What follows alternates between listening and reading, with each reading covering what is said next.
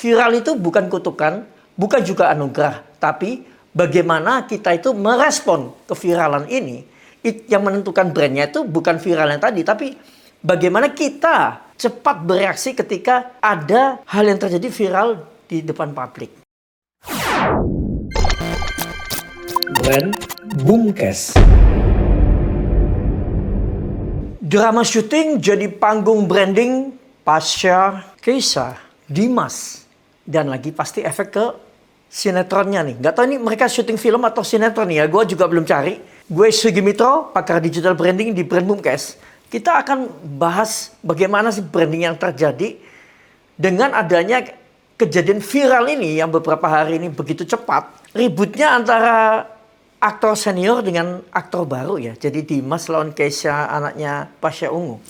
Yang menarik nih kali ini adalah munculnya Pasha Ungu, Papa Keisha, yang kemudian pasang badan kalau kita sebut istilahnya ya. Kita akan bahas siapa yang untung, siapa yang buntung secara branding.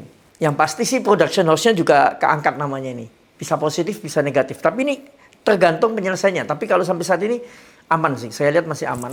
Filmnya juga nggak terlalu diungkit judulnya apa. Di sini saya bahas dulu Pasha Ungu ya. Pasha Ungu yang lagu-lagunya cukup terkenal dan ya saya dulu cukup suka menyanyi lagu-lagunya ya. Banyak lagunya, banyak yang menarik dan contohnya Demi Waktu. Kemudian ada lagi yang Mencintaimu lebih dari apapun. Nah pokoknya keren-keren sih lagunya Pasha itu. Di sini Pasha Ungu ini menampilkan sosok branding baru yang cukup kuat dan langsung diterima masyarakat. Jadi ini bakal dikejar sama brand-brand kekeluargaan ya, brand-brand family sepertinya. Karena apa? Dia menunjukkan sebuah sikap ayah yang protektif dan tegas untuk siapa yang menindas anaknya. Nah, unggahannya viral tapi bukan kontroversi negatif ya, melainkan karena keberanian dan ketulusan dari seorang ayah terhadap anak. Brandingnya sebagai public figure yang punya nilai keluarga itu kuat banget hari ini. Langsung naik. Jadi positif banget untuk Pasha. Keren menurut saya. Dari seorang sosok penyanyi sampai menjadi politikus. Sekarang ternyata dia adalah sosok ayah yang melindungi keluarganya dengan luar biasa. Jadi respect publik ini cukup positif dan engagementnya pasti positif. Nah yang kedua kita bahas Keisha. Keisha yang memang kita nggak tahu ributnya tuh gimana sama Dimas. Ini juga mendapat simpati yang mengalir cukup banyak. Dan saya yakin reputasinya akan meningkat. Karena apa? Keisha awalnya terlihat sebagai korban. Dia itu bisa mengontrol emosi lebih daripada Dimas yang aktor senior. Ya, Keisha ini bawanya tenang. Dan netizen suka itu. Dia minta maafnya juga tenang, terlihat tulus. Tapi Dimasnya ini kelihatan masih emosi, meskipun minta maaf juga kelihatan emosi. Bener ya kalau kita lihat ya. Citra Keisha ini sebagai artis muda, aktor muda, itu pasti akan semakin naik juga, semakin banyak dapat simpati dan terlihat dewasa dengan usianya masih 21 tahun. Dia pasti akan menjadi sebuah role model yang untuk generasi muda, di mana ada sikap santun dan juga sikap memaafkan. Dan di mana dia juga ada yang menarik sekali adalah dia curhat ke papanya. Kedekatan antara papa dan anak ini kalau ada brand-brand yang lihat ini harus segera diambil ini. Ini pasti bisa bikin menaikkan brandnya karena hubungannya dekat nih antara papa dan anak dan ibu ini bakal viral. Dan brand yang pakai mereka pasti akan semakin bagus lah ya karena ini memang lagi terangkat nih kasus yang tidak sengaja tapi menjadi sebuah pembrandingan secara besar-besaran ini dalam beberapa hari ini. Nah, Dimas sendiri, meskipun dia istrinya tuh sangat terkenal, ya Nadine, gue sih tahunya Nadine ya, gue baru tahu Dimas ini gara-gara kasus ini. Jadi waktu Nadine menikah sama Dimas, gue juga nggak perhatiin Nadine menikah dengan siapa.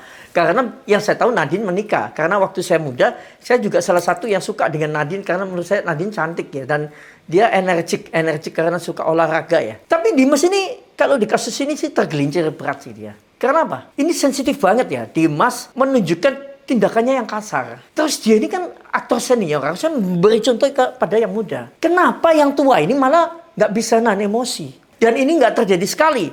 2018 pernah ada kasus yang terus atau menghilang.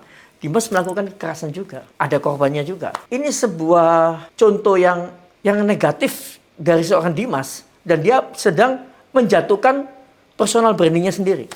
Tapi dengan dia minta maaf secara cepat ini, dari yang kemarin katanya dicari pasien tidak mau ngangkat telepon, terakhir ini malah minta maaf dan selesai cepat, ya dia pasti masih agak ketolong. Tapi nggak tahu ya next berikutnya ini tingkah lakunya seperti apa. Karena dia sudah sekarang sudah istilahnya personal branding untuk negatifnya itu sudah ada di dalam dia. Dia sudah membangun citra negatifnya itu sudah terangkat. Oh ini orang yang emosian kalau syuting. Oh ini orang yang nggak bisa kontrol, yang suka gampar tangannya tangan ringan, ya kan? Bagaimana untuk dampak ke brand sinetron atau filmnya ini ya? Saya nggak tahu kembali karena jadi bagusnya gini nih ya berita kali ini ya. Karena tidak ada pemanfaatan dari judul filmnya diekspos di media, mereka itu syutingnya dalam sesi keberapa atau dalam apa. Nah, berarti ini memang bukan settingan karena tidak ada kepentingan untuk berantemnya ini. Nah, ya filmnya mungkin secara branding dia akan dicari masyarakat, agak naik ya pasti ya. Kalau konflik ini bisa beres dengan baik, ya harusnya baik. Sponsor juga tetap nggak akan mundur. Kalau beneran damai beneran ya, tapi kalau nanti kangkat lagi ya hati-hati. Tapi biasanya Indonesia suka yang banyak kontroversi seperti ini ya. Nggak tahu kenapa ya Indonesia tuh suka yang ada gimmick-gimmick seperti ini. Kesimpulan brandingnya nih, Pasha ini kali ini naik kelas ya. Jadi dia bukan hanya jago nyanyi, kemudian punya band yang juga cukup disegani, kemudian dia juga di politik juga cukup sukses, dan sekarang dia jadi ayah panutan. Jadi pemimpin keluarga panutan. Keisha, panen simpati, branding positif, seperti masa depan cemerlang.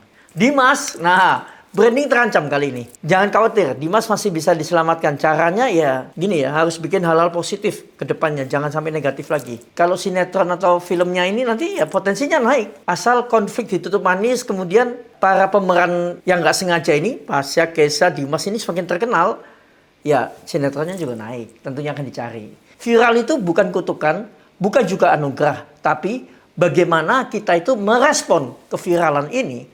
Yang menentukan brandnya itu bukan viralnya tadi, tapi bagaimana kita cepat bereaksi ketika ada hal yang terjadi viral di depan publik. Oke, gue Sugi Witro, pakar digital branding di Brand Boomcast. Kalau kalian suka dengan tontonan seperti ini, jangan lupa subscribe, bunyikan lonceng, dan tonton ocen-ocen saya yang lain. Ya, memang ocennya agak aneh karena seputar branding, tapi harusnya relate dengan kehidupan sehari-hari. Dan kadang saya membahas tentang AI karena memang masa depan ini nggak akan bisa dipisahkan dengan yang namanya AI ke depannya. Oke? Artificial Intelligence.